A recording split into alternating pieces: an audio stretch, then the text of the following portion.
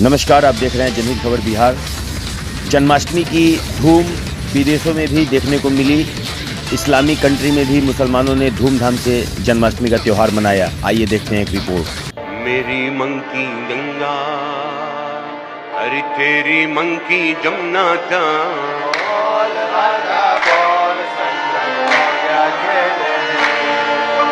मेरी मंकी गंगा, तेरी मंकी जमुना था। और राधा बोल दोस्तों, परिवर्तन ही संसार का नियम है, अर्थात समय के अनुसार अपने आप को बदलते रहना चाहिए। और ये मैं नहीं कहता, ये तो नियम कहता है, ये तो प्रकृति कहती है। भगवान ने भी अपने आप को समय के अनुसार बदल लिया था। आपने सुना होगा दशावतार के बारे में। दशावतार क्या है? 10 युगों के अनुसार भगवान का अवतार ही दशावतार है।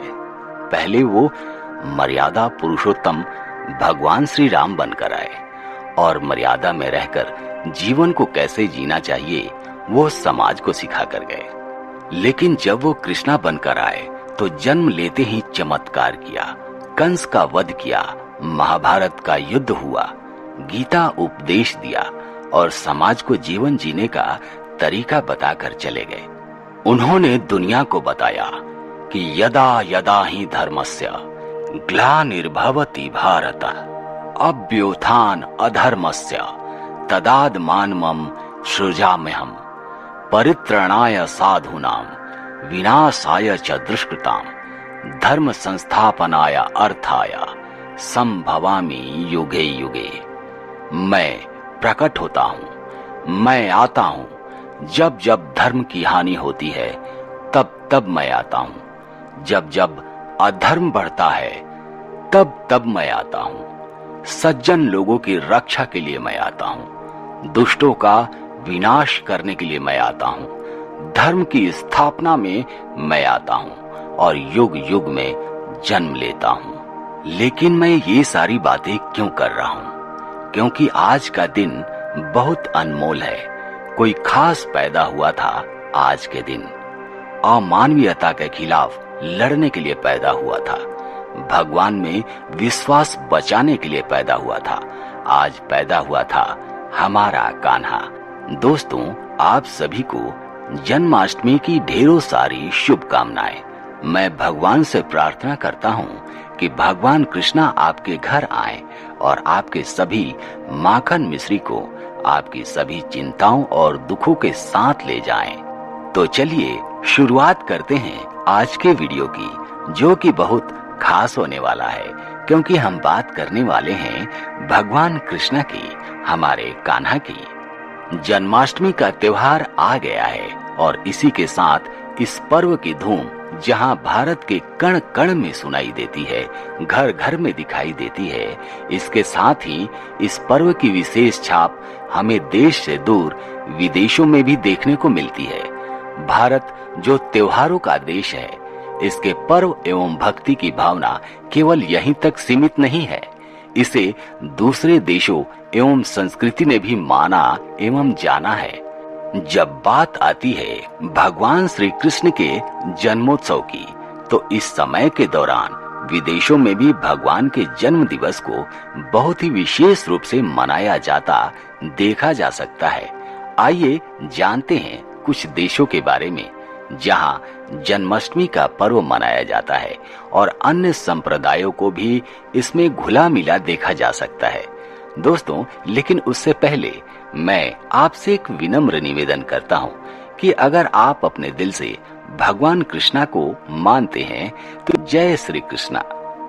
भगवान कृष्ण का जन्मोत्सव दुनिया भर में भक्ति एवं श्रद्धा के साथ मनाया जाता है। जन्माष्टमी का पर्व जहां देश के तमाम हिस्सों में पूरे धार्मिक उत्साह और भक्ति के साथ मनाया जाता है, वहीं इस्कॉन संस्थान जो देश से बाहर स्थित है, वह भी इस पर्व को विशेष रूप से मनाते हैं। भारत में उत्तर प्रदेश के मथुरा और वृंदावन क्षेत्रों में जन्माष्टमी की शानदार तैयारियां देखने को मिलती हैं, क्योंकि यह स्थल भगवान श्री कृष्ण की जन्मभूमि और उनकी लीलाओं का स्थान रहा है। देश के उत्तरी हिस्से मथुरा से लेकर तमिलनाडु के मदुरई तक कान्हा का जन्मदिन पूरे उत्साह के साथ मनाया जा रहा है।